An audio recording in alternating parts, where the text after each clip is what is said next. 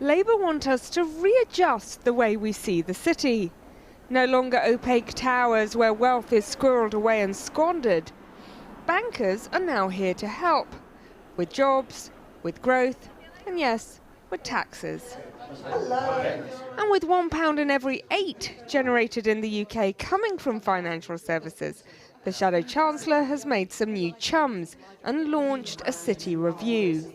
This is a position paper, isn't it? This is putting a line in the sand. This is signalling that the war with the city is over. Well, the Labour Party are Is 2008 forgotten? The sector has changed hugely since then, with new regulations, the setting aside of more capital, for example. But one of the things the financial crisis did show us is how important financial services are to all of us in our everyday lives. But many people will find it hard to forget these kind of images from that time, when failing banks had to be bailed out by the taxpayer. The misdemeanours of the city provoked a backlash to New Labour, ushering in a far more hostile leadership that saw the city as something that needed to be controlled and contained. Not anymore. We need to champion those parts of the economy where we are already successful, and financial services will be an important part of that mix, partly because they employ so many people directly, but also a vibrant financial services sector is essential for every other part of the economy to grow. And we must grow our economy if we're going to both improve living standards and have the money we need to invest in our public services. Just under 2.5 million people work in financial services. That's an incredible 1 in 13 jobs. And a lot is said about the square mile, but in fact 2/3 of the positions are outside London, spread across the country, like Yorkshire and Humber, which has 149,000 people working in the sector, and the North West, which has 289,000 jobs. We've got this huge national asset, which is our financial services sector. The review has a series of policy priorities like streamlining regulation, embracing innovation and AI, rolling out banking hubs, and new 25-year mortgages. Reeves also said she wouldn't bring back the cap on banker bonuses, something she had criticised the government for abolishing in the midst of a cost of living crisis.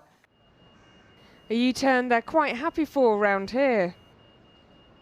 As city grandees go, they don't come much bigger than Sir Douglas Flint. 2.5 decades astride HSBC, he now chairs Aberdeen Asset Management, which looks after almost £500 billion of pension wealth. Like the other square mile bigwigs, Sir Douglas is not a natural bedfellow for Labour.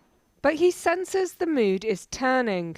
It's quite a striking difference, isn't it? It's a huge difference. It's a very welcome difference, and it could be a very powerful contributor to the growth in this economy.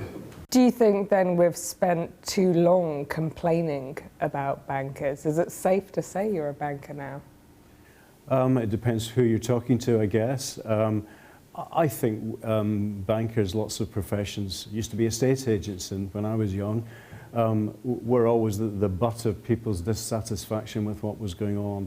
I think bankers have deserved opprobrium many times for things that they've done, deservedly so, and hopefully lessons have been learned. But it's a sort of simplistic knee-jerk reaction to say it must be because of the financial system or bankers within it. Is it pragmatism then? We need this sector. Of course we do. And the sector wants to be invited to say, how do you make this better? But to critics, today represents another shift in the fundamental politics of the party. And our interview also confirmed the ground is moving on Labour's much-hyped green investment promise. There's been lots of talk about the £28 billion green pledge. Can we make it crystal clear right now?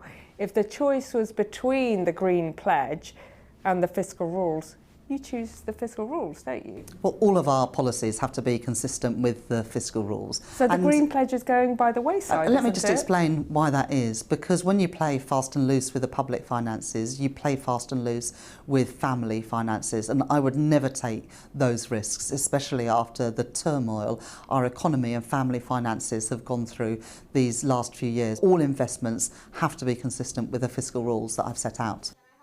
All of this is about forging an image for Reeves as Iron Chancellor. but one without a lot of money. And if you rule out higher taxes or more borrowing, then all your bets are on boosting growth. And she's placing her chips on the city.